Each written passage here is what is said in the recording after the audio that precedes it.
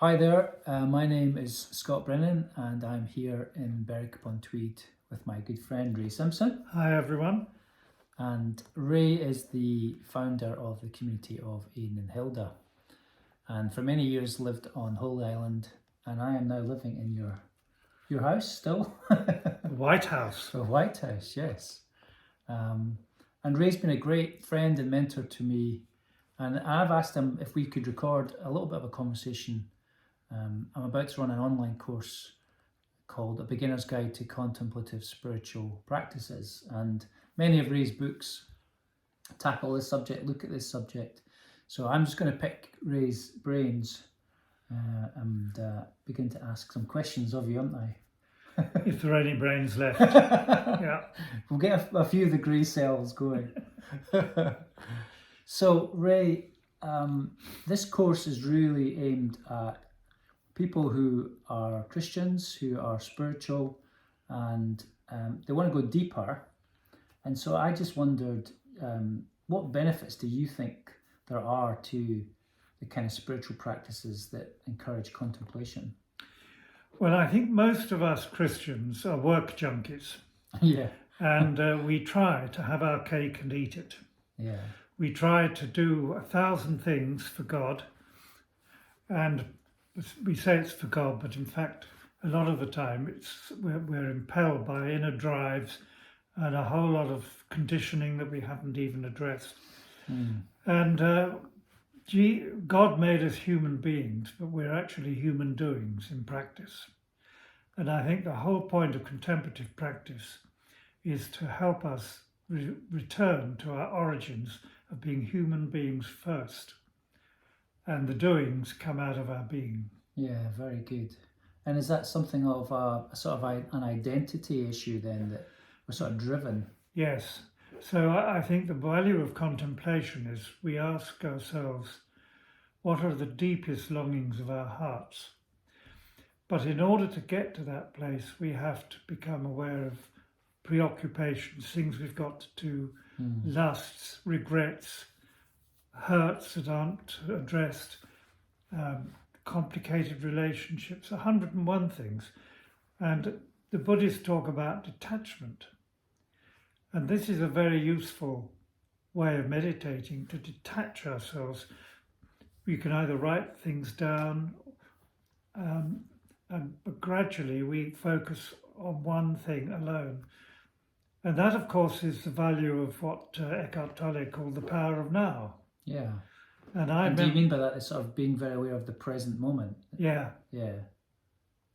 I remember when I was not practicing what I preach on Holy Island, because I was worn down, but torn in 1,000 directions. And I went up to the Cheviot Hills and I sat in the grass, and Eckhart Tolle said, meditate on a blade of grass. Yeah. And he says, what emotion do you get when you look at, in my case, a blade of grass? Joy. What emotion do you get when you're thinking about your thousands of things you've got to do and all that's gone wrong and people who annoy you and this, that and the other? You get hassle, worry, negativity. But so what I did was, every time I was aware of the opposite of joy, I put it in an imaginary car park and returned to the blade of grass. Oh, interesting. And eventually I got to just being in joy with the blade of grass and the creator of the blade of grass. But what you're describing is a process. It's a process. Just, yeah. It takes a lot of practice. Yeah. And that's why we've got to learn and go on your course. Yeah. Yeah. So there's a little promo there. So this course will be looking at things like solitude and silence and rhythms of prayer. Have you found some of these things helpful for your own spiritual journey? Yes, I think God has built rhythm into our bodies, into creation. So being committed to a rhythm of prayer that in some way reflects the sun's rising, the sun at its zenith in the heat of the day, and the sun at setting, so that you set aside times to be with God alone, or with another person, but in prayer. That's important. But I think also the practice of meditation or contemplation is a vital thing too. And solitude, well, Jesus said, go to your room and lock the door. Yeah. I mean, Jesus went up mountains or gardens or all sorts of places to be alone. Yeah, and normally before he made big decisions. Yes, that's right, he did. Yeah. Yeah. So there's nothing strange for Christians who do this. This should become our normal, our new normal. And I suppose one of the reasons that we're doing this course is that for many Christians in a busy Western world, there feels like a lot of demands on life. So creating a framework where they can make this happen is good, but a lot of people are put off because they think they don't have the time to do it. Is there any advice that you would have in terms of, start small? I think of it like planting a seed and letting it grow. Well, the Bible teaches we should observe the Sabbath. A lot of Christians are so busy doing church work on Sunday that they don't have a Sabbath. Yeah. And so I think to go away, or to, I know I have a friend who built an attic where the kids weren't allowed up the ladder to it. And that was his place.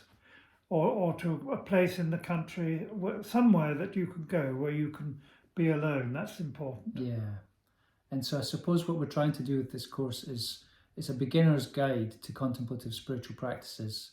And so, let people start where they are and then make an intentional decision to introduce things and let it grow. Yes. And it will depend basically on your life stage. And, so if you're a parent with young children, I've just got a new puppy, so my life's a bit demanding at the moment.